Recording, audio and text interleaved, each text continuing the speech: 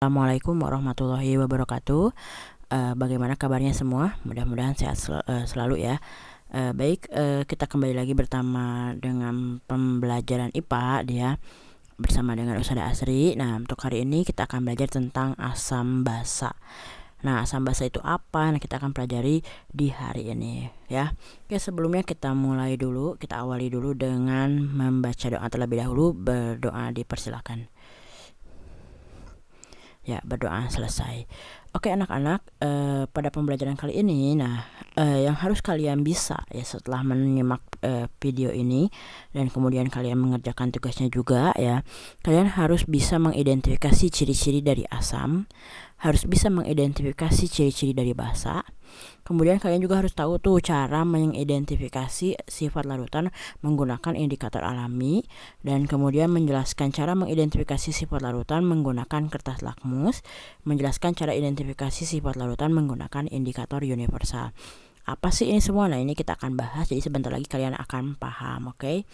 Nah, kita mulai saja ya. Nah, asam. Nah, ini kan judulnya asam basa. Nah, asam itu apa dan basa itu apa?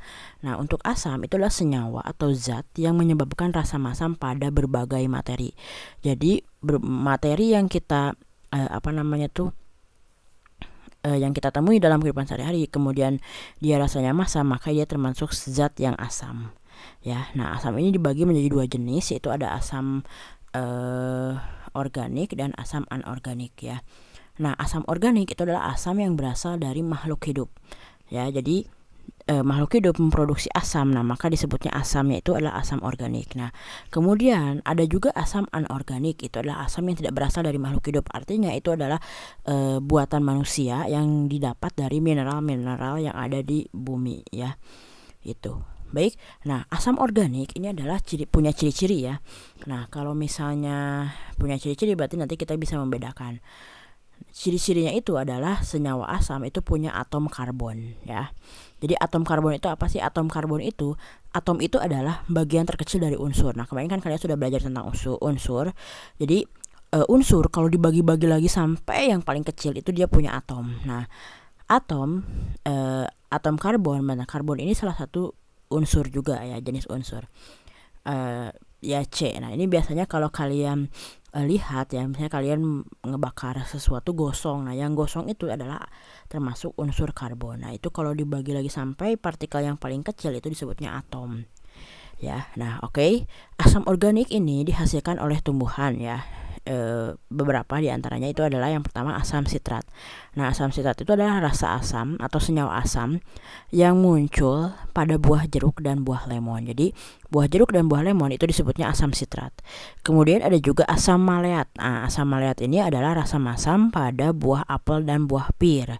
Ya, jadi beda asam apel dan pir itu, tapi beda dengan jeruk ya. Nah, kemudian ada asam tartrat. Nah, asam tartrat ini adalah senyawa yang menyebabkan rasa masam pada buah anggur ya. Dan yang pada vitamin C itu adalah asam askorbat disebutnya. Kemudian ada asam asetat, CH3COOH. Nah, CH3COOH ini termasuk sebenarnya cuka ya, cuka dapur. Jadi kalau kita suka lihat di rumah itu ada cuka, nah itu sebenarnya disebutnya asam asetat. Nah, awalnya asam asetat ini dihasilkan dari proses pembuatan minuman beralkohol dari buah anggur. Jadi dari buah anggur kan orang-orang itu pengen bikin wine atau misalnya minuman beralkohol yang lain-lain. Nah, produk sampingannya ya yang tidak beralkohol itu ada disebut dengan cuka. Nah, cuka ini ada yang disebut dengan asam asetat ya. Cukanya itu disebut dengan asam asetat atau kita juga kenal dengan cuka dapur ya. Nah, kemudian ada asam benzoat. Ini dihasilkan dari tanaman genus Styrax ya. Itu untuk asam organik yang dihasilkan oleh tumbuhan. Nah, kemudian ada juga asam organik yang dihasilkan oleh hewan. Di antaranya itu adalah yang pertama semut itu menghasilkan asam format HCOOH, atau asam sumit ini dihasilkan untuk mempertahankan dirinya dari serangan hewan lain ya. Nah, kemudian yang kedua, sengatan lebah akan terasa sakit di kulit karena mengandung asam. Jadi kan kalau kalian mungkin ada yang pernah di bahasa Sundanya mah diserit ya, atau misalnya di apa ya disebutnya. Nah, itulah pokoknya ya. Nah, itu biasanya akan perih ya, peris gitu ya, perih. Nah, itu karena dia cairannya mengandung asam. Dan beberapa bakteri juga itu bisa menghasilkan asam. Contohnya mungkin bakteri pada Yakult ya, Lactobacillus itu dia bisa menghasilkan asam. Atau pada yogurt juga sama. Nah, itu adalah asam organik ya. Oke, kita lanjut ke asam anorganik. Nah, asam anorganik ini beda dengan asam organik ya. Asam ini diperoleh dari bahan mineral dan biasanya bukan dibuat tapi lebih kepada direaksikan ya oleh manusia. Nah, ini ciri-cirinya itu adalah senyawa asam anorganik itu tidak ada atom karbon C. Ya, nah contohnya itu ada asam sulfat H2SO4. Nah, H2SO4 ini biasanya asam yang ada di aki motor, aki mobil itu dia menggunakan asam sulfat. Kemudian ada asam klorida. Nah, asam klorida HCl ini adalah asam yang ada di lambung dan itu termasuk asam kuat loh ya. Jadi kenapa kalau kalian punya penyakit lambung ya, GERD atau misalnya gastritis itu ya biasanya perut kita tuh perih. Nah, itu perihnya itu dihasilkan dari asam klorida ya. Jadi dan itu sangat kuat asamnya ya. Nah, kemudian ada asam nitrat dan yang keempat ada asam fosfat. Nah, itu untuk asam ya. Nah, sekarang kita akan bahas tentang basa. Basa ini adalah senyawa yang kalau direaksikan dengan asam itu dia akan menghasilkan senyawa yang disebut dengan garam.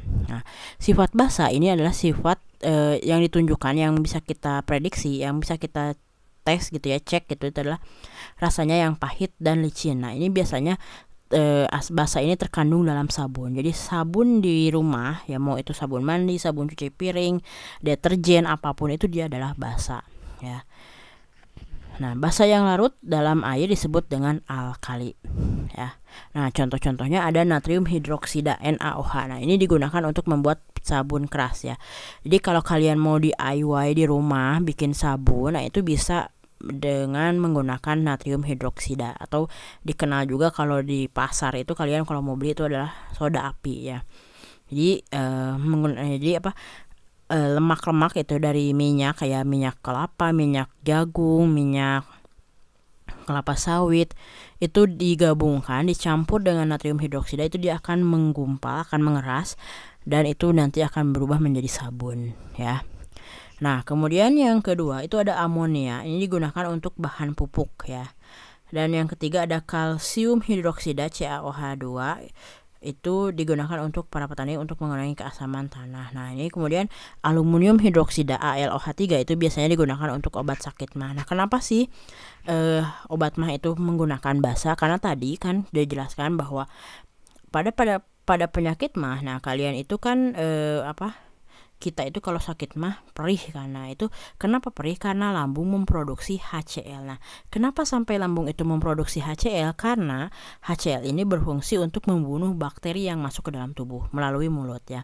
Jadi kalau kalian makan di luar, jajan di luar, jajan-jajanan yang di sekolah itu misalnya ya, kalian konsumsi, nah itu kotor, ada bakterinya, itu otomatis si lambung itu memproduksi HCl untuk membunuh bakteri itu.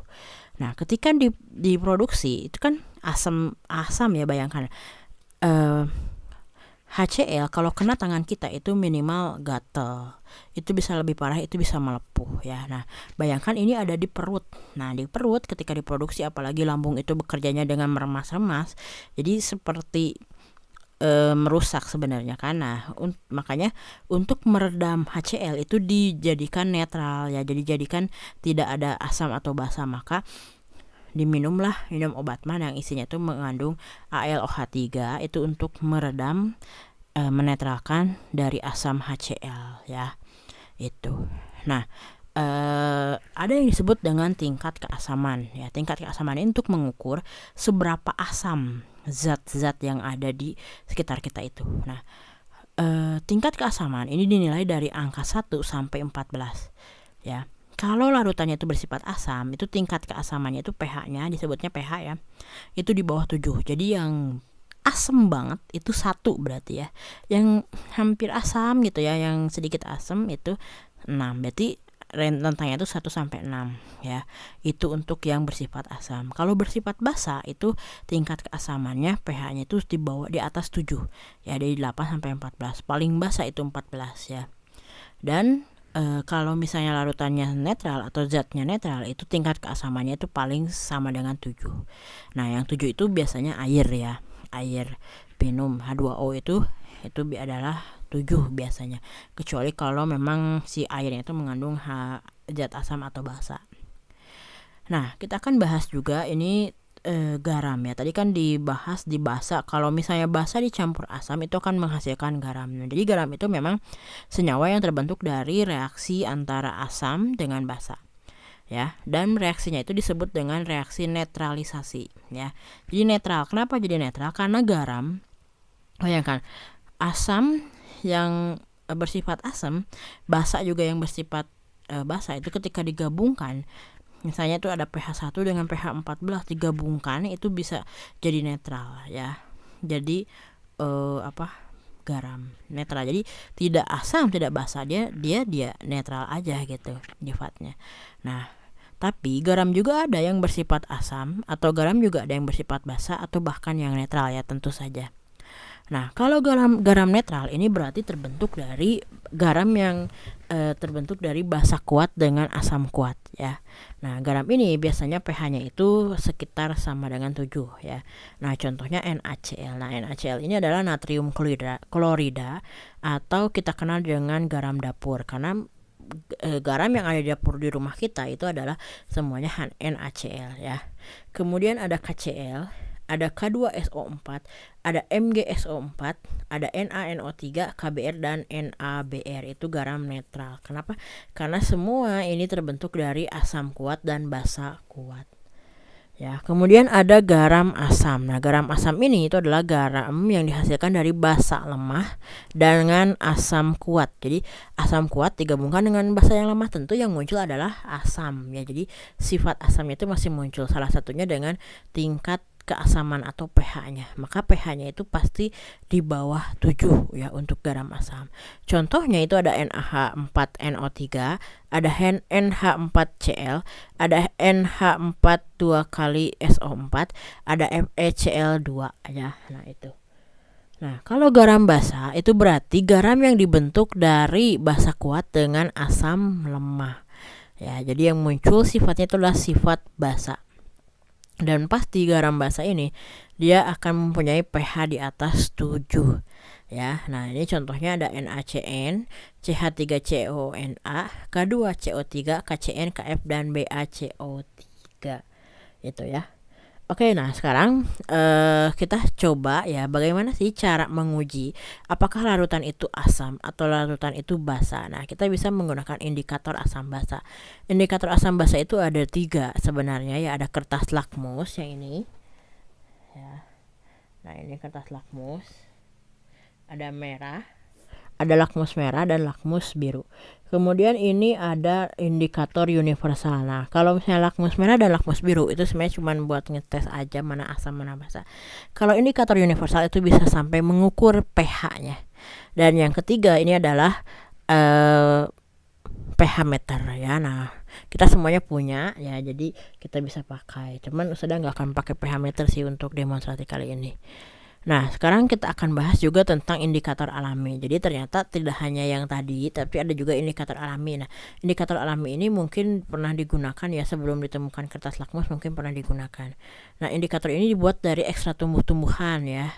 Dan biasanya tumbuhan yang berwarna. Itu seperti bunga, umbi, kulit buah, juga daun-daun juga bisa. Ya, dan itu harus yang berwarna daun-daunnya. Nah, contohnya itu misal ada kumit, kubis merah, kubis ungu, ya, bunga sepatu, bunga mawar, bayam merah, dan geranium. Ingat harus yang berwarna ya. Jadi kita nggak bisa pakai daun hijau ya, kita nggak bisa pakai kol yang putih, itu nggak bisa ya. Kubis itu kol ya, kubis itu kol ya. Jadi harus yang punya warna. Kita akan untuk percobaan kali ini kita akan menggunakan kunyit ya. Nah, kemudian ada yang disebut dengan kertas lakmus. Nah, untuk kertas lakmus sendiri, ini adalah kertas yang terdiri dari 2 warna, ada lakmus merah dan lakmus biru, dan dia fungsinya itu untuk menilai manakah dia yang termasuk asam, mana yang basa. Dari hanya dari perubahan warna kertas lakmus. Ya, kalau misalnya si kertas lakmus dicelupkan ke dalam larutan yang bersifat asam, nah maka si kertas lakmus ini dia tidak berubah. Ya, jadi kalau larutan lakmus merah masukin ke asam, nah itu tidak berubah harusnya ya. Jadi tetap warnanya itu merah. Atau ya, kalau misalnya si larutannya itu bersifat basa, ketika dimasukkan lakmus merah itu akan langsung berwarna biru, berubah ya, biru itu ya. Ataupun sebaliknya ya, jadi ketika basa dimasukkan kertas lakmus biru dimasukkan ke dalam asam, itu akan berubah jadi merah. Nah, atau biru kalau dimasukkan ke dalam basa itu akan tetap biru. Intinya apa?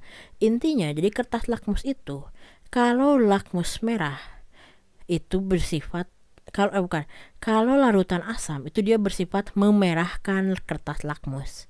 Jadi mau merah tetap merah, biru akan menjadi merah ya. Nah, kalau misalnya basa itu bersifat membirukan kertas lakmus. Jadi kalau dikasih ke larutan basa kertas lakmus warna biru itu tetap biru, tapi warna merah itu akan berubah jadi biru ya. Itu untuk kertas lakmus. Nah, sekarang indikator universal. Nah, indikator universal ini digunakan untuk mengetahui tingkat keasaman larutan ya. Nah, itu kita akan langsung nanti sudah demonstrasikan, kalian boleh ya memperhatikan bagaimana caranya. Dan ini juga diukur ada aturannya ya. Yang termasuk ke dalam asam tadi sudah disebutkan ya, bahwa pH-nya itu akan di bawah angka 7. Yang basa itu pH-nya akan ada di atas angka 7. Sedangkan garam yang netral atau larutan netral itu akan menunjukkan di angka 7. Ya, oke, bisa dipahami, mudah-mudahan bisa dipahami ya. Nah, sekarang kita akan coba demonstrasi saja ya di uji asam basa ini. Kalian boleh buka buku paket halaman 41 dan 42 ya. Ya, diambil dulu buku paketnya halaman 41 dan 42. Ini ada lembar aktivitas belajar ya. Dan ini fungsinya judulnya sifat asam dan basa ya. Tujuannya menggunakan indikator asam dan basa, membuat indikator asam basa alami dan menentukan sifat asam dan basa larutan. Nah, oke, sudah tidak akan membuat kalian harus membuat ya indikator asam basa alami. Oke, kita akan langsung saja ke videonya, alat dan bahan apa yang dibutuhkan pada percobaan kali ini. Kita langsung ke videonya. Oke, kita mulai demonstrasinya. Mudah-mudahan kalian sudah membuka buku paketnya ya di halaman 41, dan kita lihat apa sih yang dibutuhkan, alat dan bahan apa saja yang dibutuhkan dalam percobaan ini. Dan sudah harap kalian semua mengerjakan tugasnya ya, mengerjakan sampai menjawab ke pertanyaan-pertanyaan yang ada di belakangnya ya, dan mengisi juga tabelnya. Oke, kita tidak usah berlama-lama lagi, kita akan langsung saja menunjukkan cara menguji asam dan basa, dan inilah yang dibutuhkan untuk menguji asam dan basa. Baik, pertama alat dan yang dibutuhkan. Nah, ini sebenarnya tidak akan dipakai, cuman saya akan tunjukkan ini yang disebut dengan pH meter. Jadi pH meter ini dia untuk mengukur tingkat keasaman ya. Ini sudah dilengkapi dengan monitor kecil ya. Ini untuk menunjukkan nilai asamnya. Ya, oke. Alat yang dibutuhkan selanjutnya itu adalah ini yang disebut dengan indikator universal. Nah, indikator universal ini juga sama fungsinya dengan pH meter ya, dan ini ada warna. Nah, ini indikator ini, warna-warna ini untuk menunjukkan nilai pH-nya berapa. Ya, ini yang ini untuk yang asam ya, dan dibaliknya ya ini untuk yang basa ya. Nah, kenapa? Karena ini angkanya ya. Tadi kan sudah dijelaskan untuk pH 1 sampai 7 itu pH 1 sampai 6 itu asam. Oke. Nah, yang selanjutnya ini adalah lakmus merah, yaitu litmus paper. Nah, itu litmus red. Jadi ini adalah kertas lakmus merah ya. Nah, ini lihat warnanya juga merah. Jadi ini dipastikan lakmus merah. Nah, selanjutnya itu ada lakmus biru. Nah, ini lakmus biru ya. Litmus blue. Nah, ini lihat warnanya juga biru. Nah, itu berarti kertas lakmus biru. Dan alat yang selanjutnya itu adalah ini ekstrak kunyit ya. Jadi saya tidak menunjukkan cara membuat ekstrak kunyit, kalian boleh cari sendiri, tapi ini adalah ekstrak kunyit yang akan digunakan. Nah, untuk bahan-bahan yang pertama ini ada cuka dapur. Ini cuka dapur dari air nira atau air kawung ya kalau orang Sunda mengenalnya. Nah, kemudian ini juga adalah air dari deterjen ya, sudah larutkan deterjen. Kemudian ini adalah air minum biasa ya dari merek air mineral terkenal. Ini ada larutan A, B, C ya, D dan E ya. Nanti di akhir akan saya jelaskan larutan apa saja itu semua. Oke. Nah, ini akan diuji pada uji asam basa kali ini. Oke, yang pertama yang kita akan lakukan adalah menguji 3 zat yang tadi ya. Nah, kemudian nanti kita tahu apa larut sifatnya sampai kita akan lihat reaksi ketika kunyit dimasukkan ke dalam ketiga larutan itu dan apa yang terjadi. Nah, nanti kita bisa membandingkan dengan kunyit ya kepada 5 larutan yang dirahasiakan tadi ya. Nah, oke, kita akan mulai untuk menguji dengan menggunakan kertas lakmus. Nah, ini ada kertas lakmus merah ya. Kita masukkan ke dalam 3 zat yang sudah disiapkan, yaitu cuka, air deterjen, dan air mineral ya. Nah, ini kita masukkan dan lihat perubahannya. Oke, kita lihat perubahan pada air cuka dulu. Nah, ini adalah air cuka. Nah, perhatikan bahwa ketika lakmus merah masuk ke air cuka itu tidak berubah warnanya ya. Jadi tulis oleh kalian di tabel tetap merah ya. Atau tulis aja merah gitu ya. Nah, oke, kita sekarang lihat untuk deterjen. Nah, ini ternyata si kertas lakmusnya berubah jadi warna biru ya. Nah, ini tulis di tabel berubah jadi biru atau tulis aja warna biru ya, biru gitu ya. Nah, itu kan biru ya. Oke, nah kemudian nih kita lihat di air mineral ternyata warnanya tetap merah juga ya. Nah, itu ya, oke. Baik, kita coba ya dengan untuk menggunakan, kita bersihkan dulu ini ya yang tidak dibutuhkannya. Lakmusnya sudah dipakai, kita buang dulu. Nah, kita akan langsung ke kertas lakmus biru ya. Nah, ini kita masukkan ke dalam deterjen, air cuka, maaf ya, ini air cuka, kemudian masukkan ke dalam deterjen, dan dimasukkan ke dalam air mineral ya. Nah, kita lihat perubahannya untuk air cuka, ternyata kertas lakmus birunya berubah jadi jadi merah. Nah, jadi tulis oleh kalian di tabel merah ya. Nah, itu kan jadi merah. Ya, nah sekarang kita lihat untuk air sabun ya. Kita simpan dulu air cukanya. Nah, air sabun ternyata warnanya tidak berubah atau tetap biru. Jadi tulis aja warna biru ya. Nah, sekarang bagaimana dengan air mineral? Nah, ternyata air mineral juga sama, tidak berubah. Nah, baik, berarti kalian sudah bisa menyimpulkan sifat larutan ya berdasarkan dari warna lakmus. Tapi kita coba nilai ya berapa pH dari masing-masing larutan atau zat yang tadi sudah dites oleh uji lakmus ya. Nah, kita siapkan 3 kertas indikator. Nah, kita masukkan ke dalam 3 zat yang yang akan diuji ya nilai pH-nya. Air cuka, sabun deterjen, dan air mineral ya.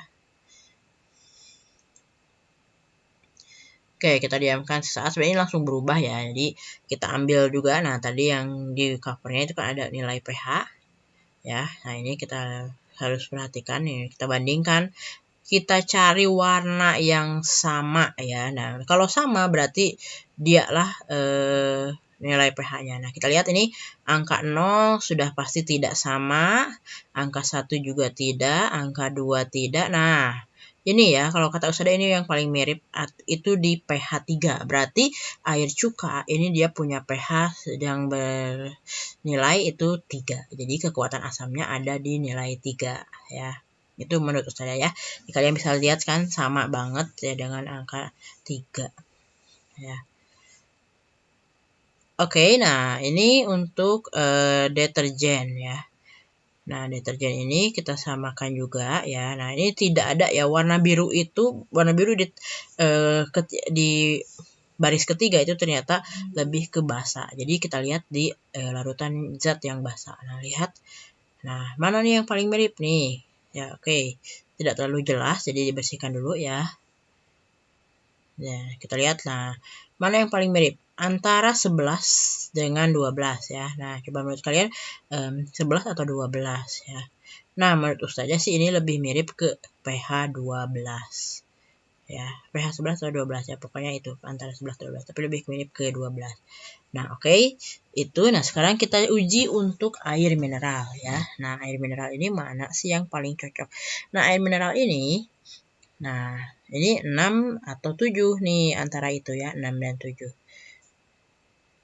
Lebih mirip ke 6 atau 7? Mungkin 6 ya, lebih tepatnya 6. Oke, mungkin pH airnya 6. Nah, air mineralnya dia pH 6. Itu ya ujinya. Nah, sekarang kita akan lanjutkan menguji dengan kunyit. Nah, kunyit ini kita lihat. Oke, tapi sebelumnya kalian boleh nanti simpulkan dulu dan nanti lihat ya reaksinya. Bandingkan antara menggunakan kunyit nih, dimasukkan ke dalam cuka, dimasukkan ke dalam sabun deterjen, dan dimasukkan ke dalam air mineral ya.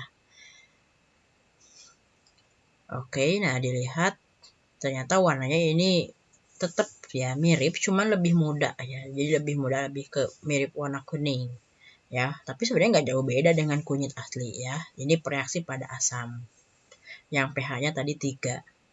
Nah, sekarang kita lihat di basa. Ini sebenarnya sudah lihat dia lebih dark ya, maksudnya lebih enggak jingga aja, cuman dia lebih ke hampir ke merah ya, merah bata. Nah, ini tidak terlihat di atasnya, jadi tidak sulit ya untuk melihat. Tapi dia terlihat sebenarnya di awal pas tadi masukin itu sebenarnya agak merah ya.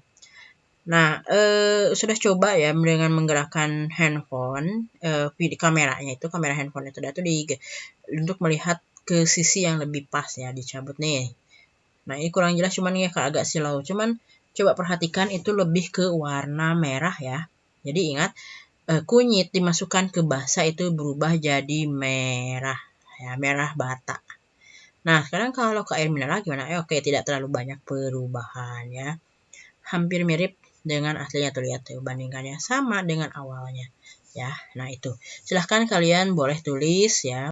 Oke, kita sekarang lanjutkan dengan 5 larutan ini. Ini agak terpisah ya, soalnya tadi sudah kemarin ketinggalan ini maksudnya.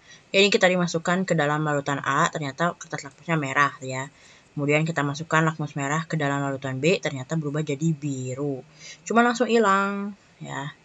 Nah, tapi tes lagi biru ya, dapat ya. Nah, kita akan lanjutkan dengan larutan yang lain, yaitu dengan larutan C ya. Nah, kita masukkan lakmus merahnya. Ternyata hasilnya, oke, kita lihat dengan baik.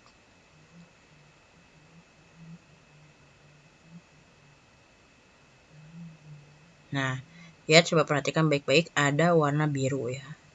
Ya, walaupun tidak terlalu kental, tapi ada warna biru. Berarti memang berubah jadi warna biru ya. Atau berubah ya, keras lakmus merah jadi biru.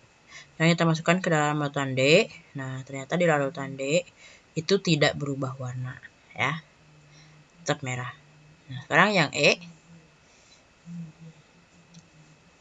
Nah, yang tadi di awal itu larutan A dan B ya. Jadi kalian jangan sampai pusing, tapi itu larutan A dan B. Nah, sekarang kita yang E. Yang E ketika dimasukkan, nah, lakmus merah berubah jadi warna biru ya. Oke, ini sekarang yang warna biru masukkan ke A jadi merah. Ya tuh, merah banget. Sekarang yang B, kita masukkan lakmus biru tidak berubah ya. Tapi pudar itu, lihat warnanya.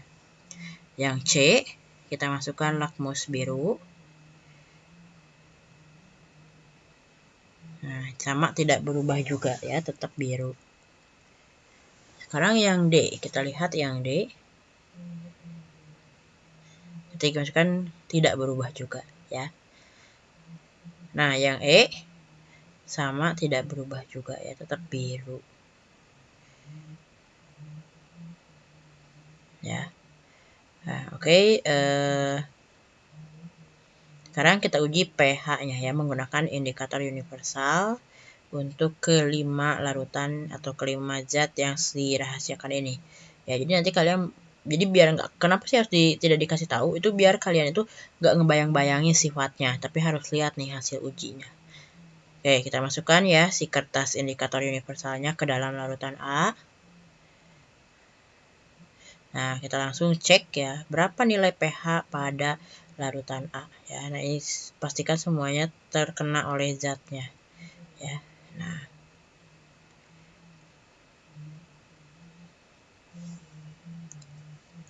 masukkan juga indikatornya ke dalam kertas yang B, yang C juga jangan lupa ya.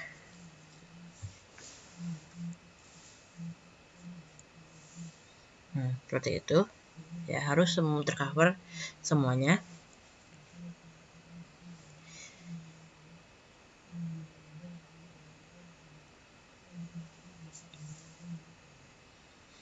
Nah, ini masukkan juga ke dalam larutan yang warna yang D ya, dan juga E.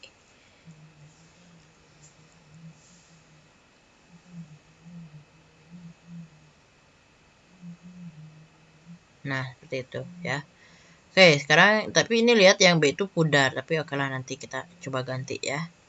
Nah, sekarang kita coba lihat nilai pH dari masing-masing zatnya ya, atau masing-masing larutan. Nah, kita samakan. Nah, ini pH 0 tidak, pH 1 tidak, pH 2 mirip tapi tidak ya. Nah, enggak kan tuh. Ini lebih ke sedikit lebih pink yang bawahnya, yang keempatnya. Ya. Nah, itu jadi pH ya 2 ya. Tapi lebih ke 3 sih kalau kata saya ya. Nah, ini untuk yang B kita coba yang baru. Nah, langsung ya, karena ini langsung hilang. Jadi sudah buru-buru ya. Ini antara 11 dan 12, tapi lebih ke 11 ya, 11. Oke, nah yang C.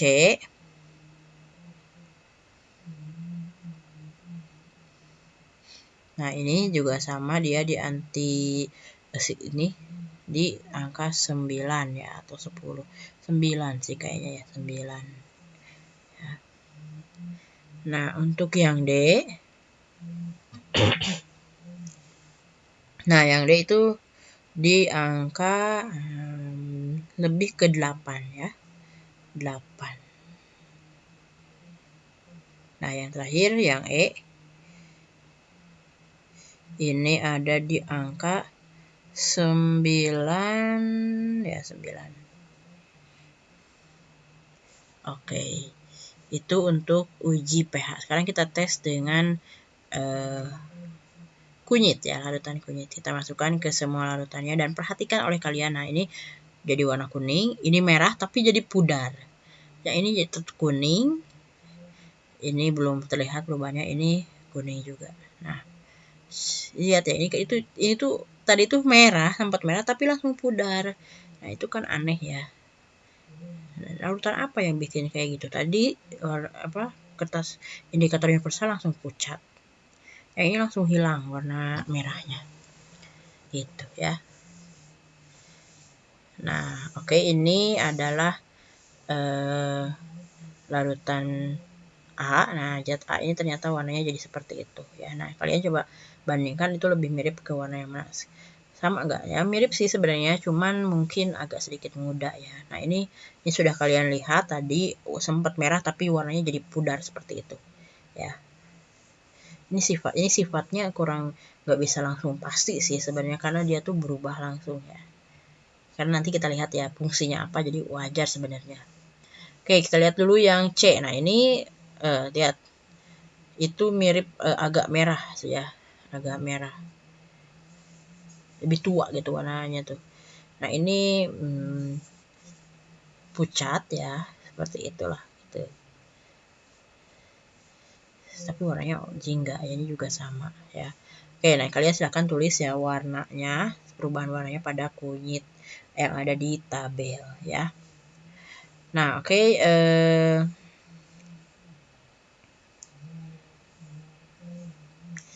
itu ya. Jadi silahkan siapkan oleh kalian sifat-sifat dari semuanya itu seperti apa, dan tulis isi tabelnya, kemudian nanti laporkan ya foto tabelnya. Dan untuk pertanyaannya sepertinya nggak usah dijawab yang di situ ya, kita nanti kalian jawab aja yang ada di Google Form ya, jadi kirim ke Google Form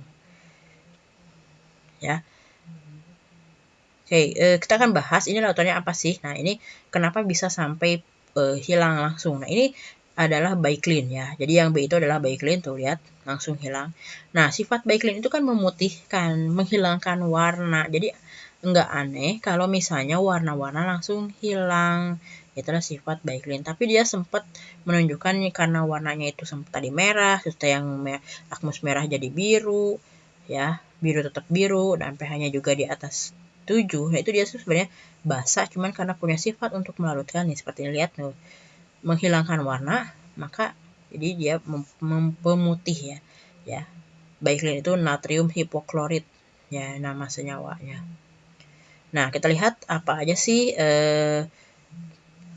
nama ya untuk zat-zat yang lain.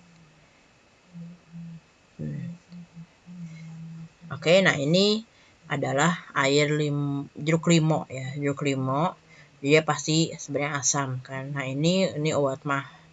Ya, jadi wajar lah ya kalian sifatnya cek seperti apa sifatnya ya. Ini obat mah yaitu jadi merah ya, dari kunyitnya itu jadi merah, itu sama dengan deterjen loh ya. Nah, kemudian untuk yang D itu sebenarnya dia adalah air garam. Jadi tadi kan di lakmus merah dia tetap merah, di biru tetap biru. Jadi dia tuh netral. Jadi sudah lupa jelaskan. Tapi kalau garam itu sama, tidak berubah. Kertas lakmus dia itu berarti netral. Ya, pH-nya adalah hampir ke 8, memang lebih di atas dari 7. Yang terakhir ini soda kue. Coba ini aneh nih, kenapa dia ketika dikasih kunyit itu tidak berubah jadi merah, padahal soda kue itu sebenarnya basah. Cuman ya mungkin memang nggak terlalu basah banget ya, jadi seperti itulah perubahan warnanya. Oke, itu ya. Jadi silahkan foto ya tabelnya, kemudian kalian jawab pertanyaan yang ada di Google Form. Terus saya juga akan sertakan nanti pertanyaannya di video ini. Jadi biar kalian yang kalau nggak mau ngirim ke Google Form boleh ngirim ke WA pertanyaannya, tapi itu harus dijawab juga ya. Oke, itu saja kita tutup demonstrasi kali ini. Terima kasih. Itu yang tadi demonstrasi dari uji asam basa. Nah, tadi sedikit sudah mengingat keingatan, jadi tadi belum dibahas di awal bahwa untuk pada kertas lakmus merah dan biru, untuk zat yang netral itu warna keduanya tidak berubah. Jadi merah tetap merah, biru tetap biru. Nah, itu netral pasti ya. Oke, nah untuk pengumpulan LKS-nya ya yang kalian isi di buku paket itu, pertama kalian foto dulu tabel pengamatan ya. Ini ada 2 tabel di satu halaman. Jadi kalian isi dengan hasil pengamatan kalian tadi pada saat demonstrasi, kemudian foto. Nah, fotonya diunggah di Google Form atau boleh kirim ke WA ya. Nah, untuk selain itu juga kalian harus menjawab pertanyaan yang ada di bawah ini ya. Kalau di Google Form kalian langsung aja ketik di sana, sudah ada ya tempatnya. Nah, itu kalau yang mau lewat WA berarti harus menyertakan ini ya. Jadi pertama sebutkan sifat air, cuka, sabun deterjen dan air mineral ya. Nah, di sini kan oh ya, untuk air mineral kan di sini Aquades ya, tertulisnya. Nah, Aquadesnya diganti air mineral aja karena sudah nggak punya Aquades. Jadi silahkan ditulis air mineral ya di situ. Itu ya, silahkan dikerjakan. Mudah-mudahan kalian bisa untuk mengerjakannya. Dan kumpulkan ke link ini ya. Kalian boleh tulis bit.ly _asam dan basa ya. Atau nanti juga Ustaz akan share melalui wali kelas di grup ya. Nah, terus atau kalian boleh ke WA juga. Nah, ini juga nomornya jangan, sudah punya 2 nomor. Nah, nomor yang pertama kalian kirimnya ke nomor yang untuk mengumpulkan tugas khusus ya, biar chat kalian tidak tertumpuk dengan chat yang lain itu ya. Dan pengumpulannya hari Jumat besok ya, tanggal 25 September 2020 jam 11 ya. Nah, kalau tepat waktu itu kalian bisa aman lah di ulangan bab 3 ini ya. Nah, ulangannya kapan? Ulangannya minggu depan ya. Jadi silahkan disiapkan, silahkan kerjakan juga latihan yang ada di buku paket. Sudah akan ambil dari sana ya, soalnya beberapa, nggak semua. Nah, terus kalau kalian ngerjain tugas yang kemarin, yang masa jenis dan yang ini, nah kalian udah pasti aman ya. Nah, jangan lewat dari jam 11 ya, mohon jangan lewat dari jam 11. Kalau lewat dari jam 11 apalagi hari Sabtunya, hari Minggu, hari Seninnya udah ya, udah itu udah pasti ya. Nilainya tidak akan maksimal dan pasti tidak akan aman ya. Oke, mudah-mudahan dimudahkan. Itu saja untuk per hari ini. Pertemuan hari ini mudah-mudahan kalian bisa memahami apa yang Ustazah jelaskan dan ilmunya nanti akan bermanfaat ya dalam kehidupan kalian sehari-hari. Ustazah mohon maaf kalau misalnya ada banyak kesalahan yang Ustazah buat ya dalam menyampaikan materi ini, baik itu menyampaikan materi atau pada saat demonstrasi ya. Mudah-mudahan kalian berkenan untuk memaafkan. Sekali lagi terima kasih atas perhatiannya. Kita tutup dengan melafazkan basmalah, dengan melafazkan hamdalah. Alhamdulillahirrahmanirrahim. Terima kasih. Assalamualaikum warahmatullahi wabarakatuh.